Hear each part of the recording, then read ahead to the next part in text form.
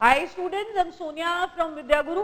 आज बच्चों कुछ इंपॉर्टेंट एरर्स पढ़ने वाले हैं। जल्दी से स्टार्ट करते हैं फर्स्ट एरर से। फर्स्ट एरर, सेंटेंस कहता है the death of his father. The death of his father was prior than that of his mom. The death of his father was prior than that of his mom.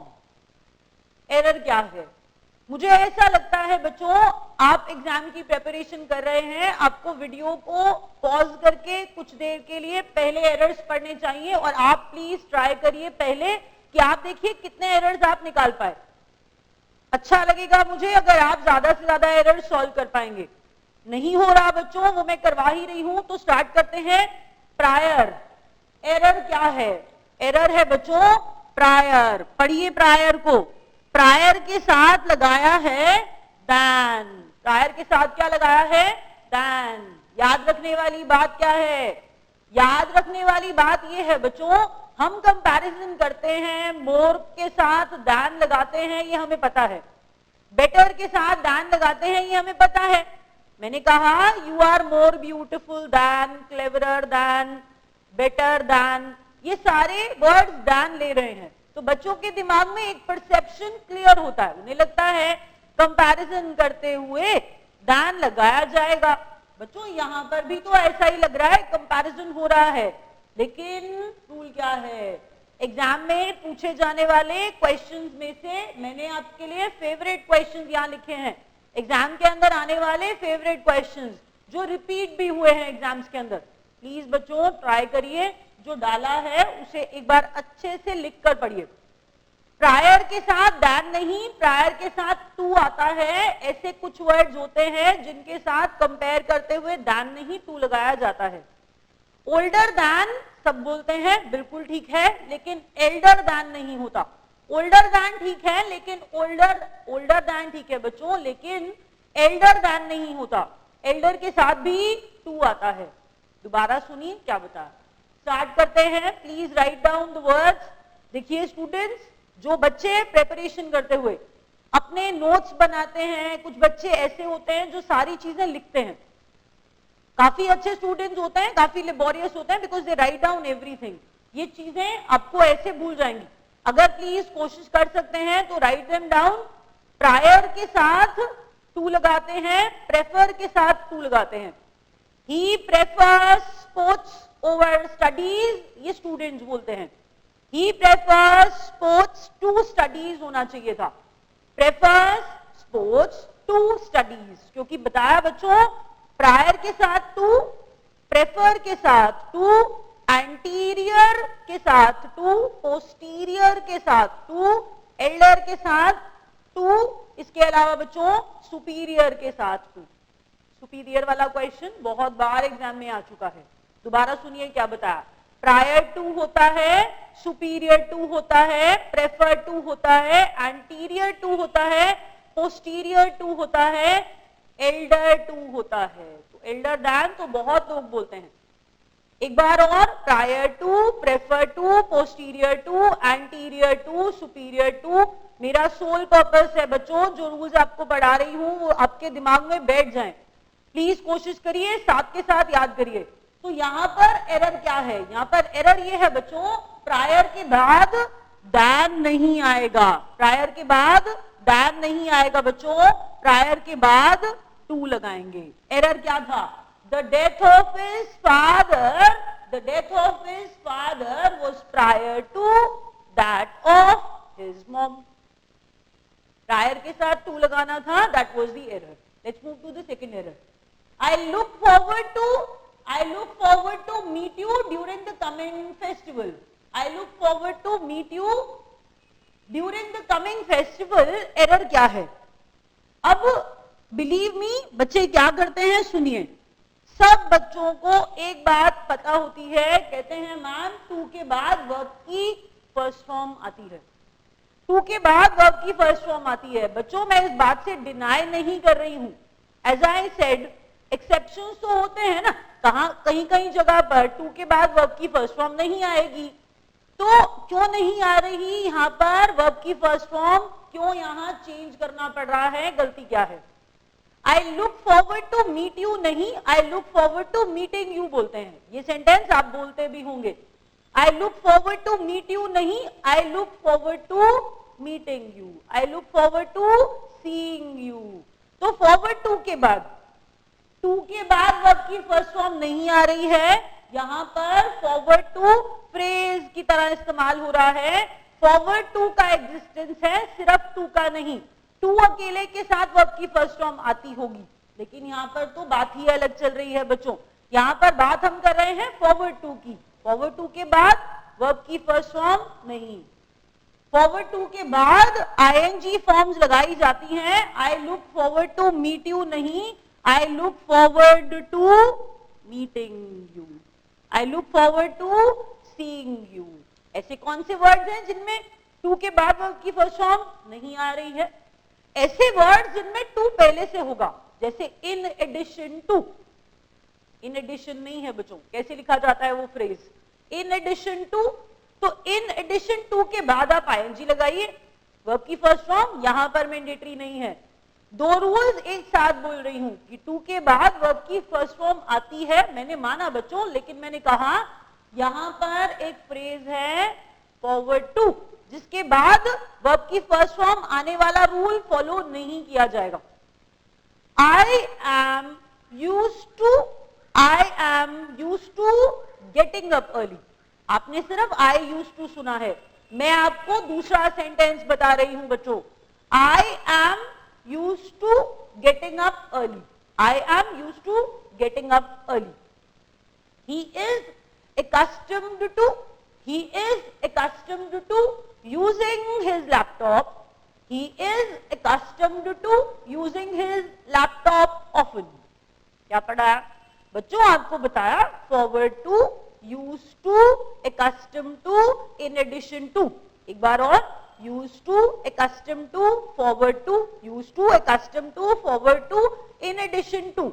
In phrases के अंदर पहले से to आ रहा है, तो इनके बाद verb की फर्स्ट फॉर्म लगाएं, ऐसा नहीं होगा। इनके बाद यूजुअली हम लोग कैसा लिखा जाता है? यूजुअली हम लोग कैसे लिखते हैं? अगर सेंटेंस ऐसा दिख रहा होगा तो हम लिखेंगे I look forward to meet you नहीं, I look forward to meeting you. As I said, I am used to getting up early. I used to नहीं बोला, I am used to getting up early बोला। तो जिन words में, जिन phrases में पहले से to है, उनका लिखने का तरीका ऐसा है। स्टूडेंट्स, जब मैं यूजुअली, जनरली, प्रेफरेबली वर्ड्स का इस्तेमाल करती हूँ, प्लीज समझिए कि लैंग्वेज के अंदर एक्सेप्शंस आर ऑलवेज देयर। तो आपको ये समझना पड़ेगा कि ज्यादातर ऐसा बोला जाता है, ज्यादातर ऐसा लिखा जाता है, वही तो एरर्स हैं। तो प्लीज समझिए, कोऑपरेट करिए, याद करिए। Third question, had she left the place, then the kids arrived. Scarcely had she left, the place, then the kids arrived. ध्यान क्या देना है? ध्यान देना है कि scarcely लगा है और सेकेंड पार्ट जोड़ने के लिए सेंटेंस है, सेंटेंस दो पार्ट्स में डिवाइडेड है, कोरिलेटिव कंजंक्शंस हैं, ये मैं आपको ये पढ़ाना चाह रही हूँ। बट मैं ऐसा वर्ड इस्तेमाल करके बच्चों आपको बिल्कुल भी ऐसा नहीं करना चाह रही कि आप एकदम डर जाएं और आपको लगे कि कैसा वर्ड आ गया। कोरिलेटिव कंजंक्शंस जो एक दूसरे से रिलेटेड है, सेंटेंस में आ रहे हैं, यूजुअली एक साथ आते हैं। मैंने कहा सेंटेंस में एक साथ आ रहे हैं कोरिलेटिव। अगर आपको याद हो तो स्कूल में नो सूनर के बाद दैन मैम पढ़ाते थे। मैम आपकी पढ़ाती होंगी आपको कि नो सूनर के बाद बच्चों दैन आता है, ये बिल्कुल वैसा ही है। स्कैर्सली के बाद बच्चों देन नहीं आता, स्कैर्सली के बाद व्हेन लगाते हैं। स्कैर्सली के बाद क्या लगाते हैं बच्चों? व्हेन लगाते हैं। प्लीज याद रखिए, स्कैर्सली के अलावा हार्डली एक और कंजंक्शन है। स्कैर्सली के अलावा अगर यहाँ हार्डली लगा दूं, प्लीज समझिए, मैंने नो सूनर वाला एग्जांपल दिया, अगर मैं यहाँ नो सूनर लगाती तो यहाँ पर दैन आता, THAN, लेकिन यहाँ पर मैंने स्कैर्सली लगाया है, तो जोड़ने के लिए कंजंक्शन कौन सा? व्हेन आएगा। बिल्कुल वैसे ही जैसे हार्डली लगाया है तो हार्डली के साथ भी क्या आता है? व्हेन। कंजंक्शंस याद रखिए, स्कैर्सली और हार्डली के साथ व्हेन लगाते हैं। स्केर्सली और हार्डली के साथ when लगाते हैं। आगे बढ़ते हैं। He is not the kind of a person, he is not the kind of a person who can be relied upon. He is not the kind of a person who can be relied upon. Error क्या है?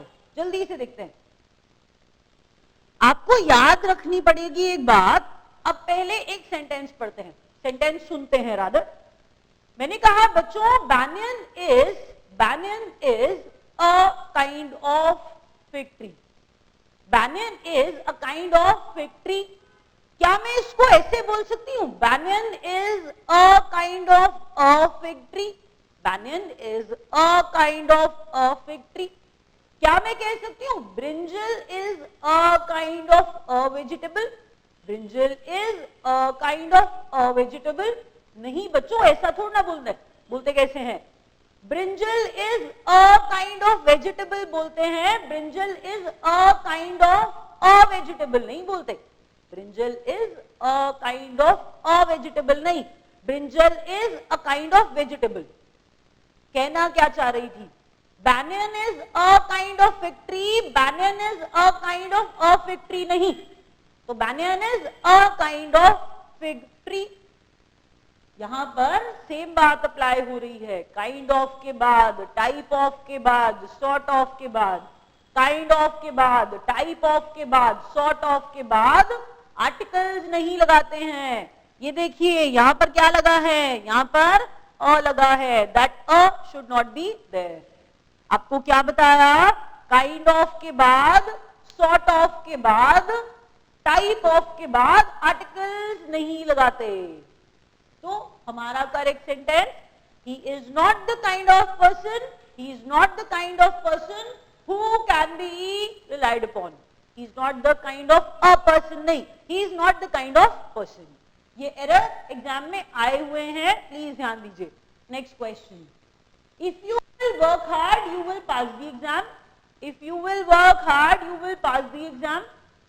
अब error क्या है? पहली यहां पर if लगा है। पहली चीज नोटिस करिए, यहां पर इफ लगा है। इफ एक कंडीशनल वर्ड है, इफ एक कंडीशनल वर्ड है। कंडीशनल जो कंडीशन दिखाते हैं, इफ है, व्हेन है, वंस है, मैंने कहा हार्डली है, स्केर्सली है, बेयरली है। इसके अलावा अनटिल, अनलेस कंडीशन दिखाते हैं। when ने दिखाया, once ने दिखाया, when ने दिखाया, once ने दिखाया, if ने दिखाया, until ने दिखाया, barely ने दिखाया। ये सारे के सारे वर्ड्स जब कंडीशन दिखा रहे हैं तो एक साथ दो फ्यूचर फॉर्म्स नहीं लगाई जाती।